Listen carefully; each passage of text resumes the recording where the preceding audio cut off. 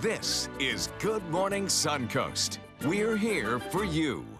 Good morning, everyone. Happy Friday. I'm Rebecca Vargas. And I'm Don Brennan, along with Josh Stone, who's in for John Scalzi. Yes. And Josh getting a little acclimated after a full week here. That's right. Schedule. Yeah, this has been fun. To a 3 a.m. wake-up call. Well, that's the big question, I guess. But, no, you know, builds character, right? Yes. We're up and early, There ready you to go. tackle the day. And, you know, we've had some warm conditions over the last several days. Same pattern, you know, the same situation with this westerly wind. And we're going to walk out to very unlike fall conditions, 78 degrees. This is now the second day of fall here. And dew point at 74, so it's going to be another warm one.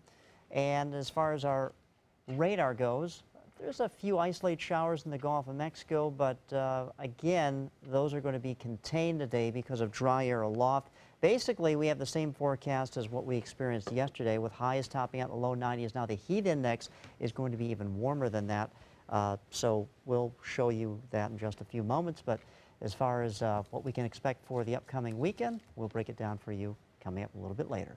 Thanks a lot, Josh. Taking a look at Suncoast roadways.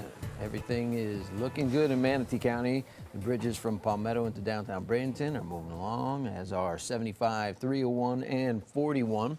And as we move down to Sarasota County, that too is free and clear this morning, getting to where you want to go, all the way through South County, except in South County, right at the mile marker 200 on 75. There is a barrel in the road on I-75 southbound. That's actually at mile marker 198, just south of the Venice Connector.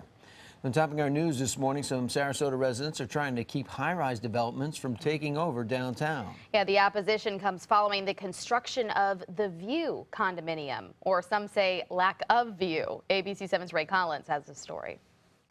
An 18-story high-rise in the corner of US 41 and Gulfstream. Ironically, it's called The View, but to many people, it blocks the view. The project appears to be right up to the street. To have development that's just right up in our face and it's creating excessive traffic congestion and is right up to the sidewalks, it just doesn't make any sense. And now 2 blocks to the north, some say this 18-story Embassy Suites project is following the same curbside pattern.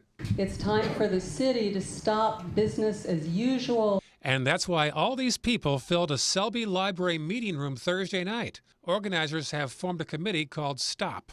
They're saying stop and change, have better growth, and better development. Commissioner Liz Alpert wasn't on the city commission when the View was approved, and she's not sure if she would have voted for it. I certainly would have given it consideration. Whether I would have passed it at the time, I can't say. But Bharat Patel is a Sarasota business owner, and he believes it's all right for a city to have a variety of looks. I've seen new urbanist models, been walkable models. I think it's good to have different kinds of buildings facing the street. Ray Collins, ABC 7, your Suncoast News. A forum was held at the Manatee Community Foundation last night, featuring a panel discussion regarding the heroin epidemic. Both Manatee and Sarasota counties are working on efforts to combat deaths and overdoses from the use of heroin and opioids. In July alone, 64 deaths were related to heroin or prescription opiates in Manatee County.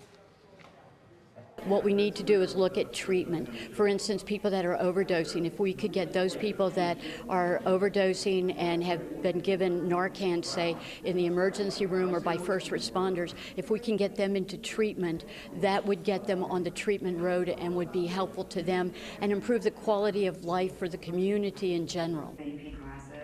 Monroe also says the state needs more funding, both for substance abuse and mental health centers. Also, police emergency medical services and the organization First Step Recovery are also shedding light on the severity of the heroin epidemic in Sarasota. Since July 1st, there have been 44 overdoses and 8 deaths, doubling the number of EMS calls from last year. And I can tell you without fail, as was alluded to by the officer, that we are dealing with an epidemic of proportions I just can't even express. Authorities want anyone with an addiction to come forward, not so they can make arrests, but so they can help save lives. Closing arguments are expected to be made today in the trial of the Sarasota mother accused of trying to kill her 6-year-old daughter. The jury has been listening to testimony in 31-year-old Ashley Parker's trial all week long now. Parker's daughter and mother have both given their own testimony. Her defense claims that Parker was struggling with mental illness for years. She's now facing several charges, including attempted murder. She could be sentenced to life in prison if convicted. A solemn ceremony last night at Sarasota Police Headquarters as the parents of murdered children held their annual Day of Remembrance and candlelight vigil. The gathering is open to anyone who's experienced the loss of a loved one in a violent crime. It's important so that people can connect and not feel so isolated in their grief. Homicide grief is very complicated and it's unlike any other. And so coming together and seeing other survivors who've experienced similar circumstances helps them feel supported and connected. The candlelight tribute followed the ceremony at the nearby judicial complex.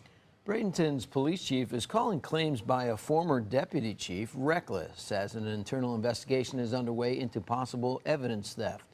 Former Deputy Chief Warren Merriman, who was fired by the department in 2014 and is now running for mayor, claims money, guns, and possibly drugs were stolen from the evidence room at the Bradenton Police Department. Chief Melanie Bevan has acknowledged the investigation and issued this statement. She says in part that all firearms at the department have been accounted for, and to instill fear in the community based on unfounded accusations is intolerable. Anytime you have allegations of impropriety with evidence, whether it be drugs or money or anything along those lines, they have to take it very seriously, because if they don't, then it affects the integrity of all their investigations and the security of their evidence.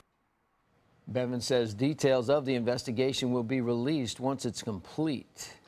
A new solar plant is nearing completion in Manatee County. According to the Bradenton Herald, so far, Florida Power and Light workers have installed 75% of the 338,000 solar panels that will be used at the plant in Parrish. The workers were honored by being treated to some free pizza and ice cream. FPL says the new panels will bring in twice as much solar energy per dollar than rooftop solar energy. They hope to start producing this energy from the plant beginning in December. It's one of 3 new solar plants the company's building this year.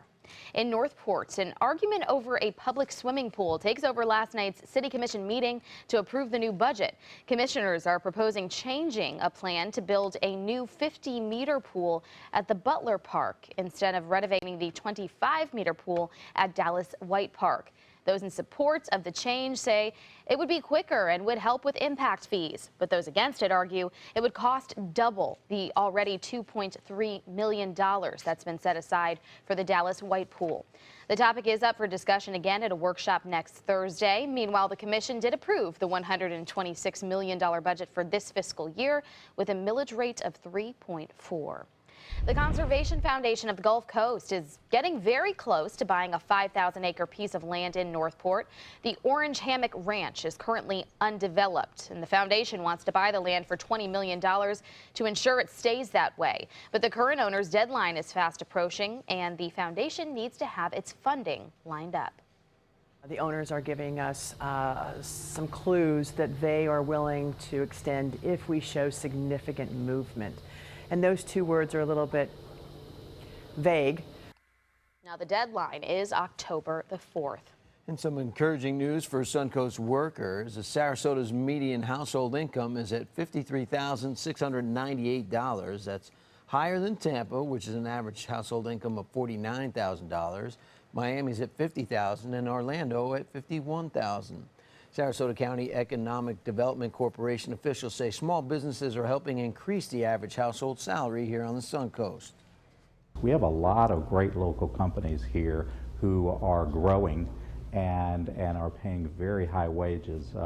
Some of the companies we worked with this year, for example, the average wages for the jobs they're creating are over $75,000 a year.